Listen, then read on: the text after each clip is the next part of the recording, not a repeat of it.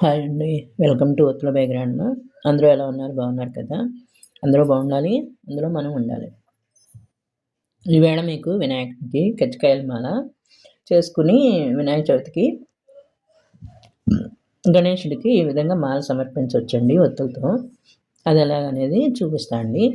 ఇలా కజ్జికాయలు చేసుకోవాలి.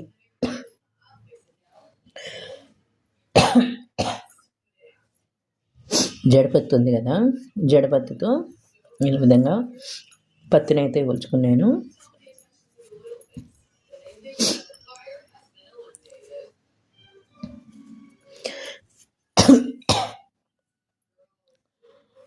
పచ్చగింజలు కానీ లేదంటే జడపత్తితో కానీ చేస్తే దేవుడికి చాలా మంచిదంటండి. ఈ విధంగా జడపత్తి విత్తనాలు దొరుకుతాయి మాకు.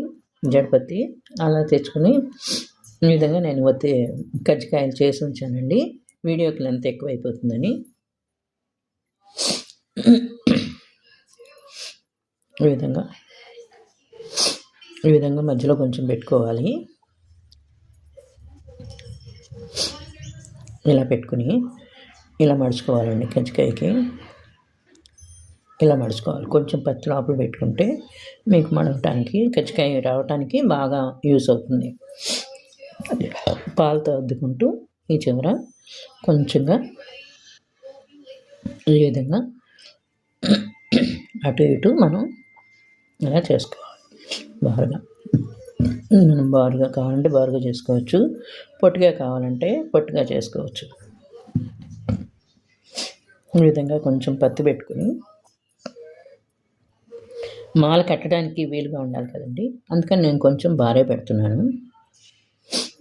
ఈ విధంగా పెట్టుకుని కొంచెం గ్రీన్ కలరు ఒత్తులు ఉంటే మీ దగ్గర గ్రీన్ కలర్ ఒత్తులతో ఈ విధంగా డెకరేషన్ చేసుకోవచ్చండి.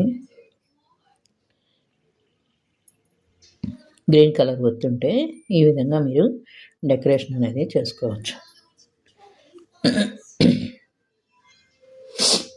గ్రీన్ కలర్లో ఫుడ్ కలర్లో తడిపేసి ఆరబెట్టుకోవచ్చండి పత్తిని. అలా చేతి మీద రుద్దుకుంటూ ఇలా ఒత్తిని చేసుకోవచ్చు ఈజీగా. లేదంటే ఆన్లైన్లో కూడా దొరుకుతాయంట, అలా కూడా తెప్పించుకోవచ్చు మీ ఇష్టం. మాలకే కాబట్టి ఆన్లైన్లో దొరికేవైనా తెచ్చుకోవచ్చండి. లేదంటే మనం వెలిగించే వాటికి మాత్రం ఇంట్లోనే రెడీ చేసుకొని వెలిగించుకుంటే మంచిదండి దేవుడికి. ఈ విధంగా దైవ స్తోత్రాలు చదువుకుంటూ ఈ విధంగా మనం చేసుకోవాలన్నమాట. ఒత్తిని ఇంట్లో ఒత్తులు వెలిగించుకునేటప్పుడు అయితే మనం ఇంట్లోనే వెలిగించుకోవటం మంచిది. ఇప్పుడు ఈ విధంగా కజ్జికాయ రెడీ అయిపోయింది చూసారా. ఇప్పుడు దీని మీద మనం డెకరేషన్ చేసుకోవాలంటే కొంచెంగా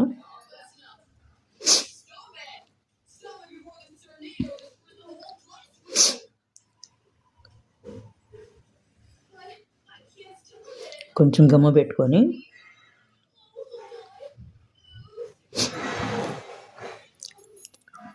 నేను ఈ రెండు తీసుకున్నానండి, గ్రీను వైలెట్.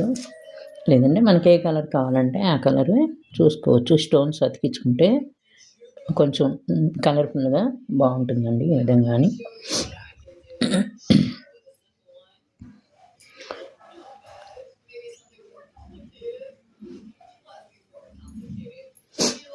ఈ విధంగా అంటించుకుంటున్నాను నేను, చూసారు కదా.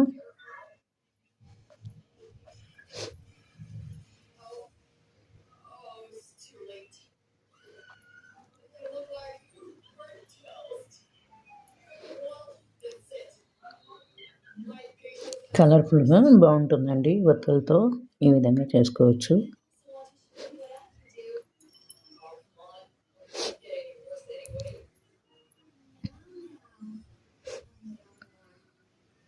ఇలా ఈ విధంగా అతికించుకుంటే ఒత్తికి మనకి కజ్జికాయ మాలకి బాగుంటుందని ఈ విధంగా నేను అంటించుకున్నాను. స్టోన్స్ అయితే మెరుస్తూ ఉంటుందని.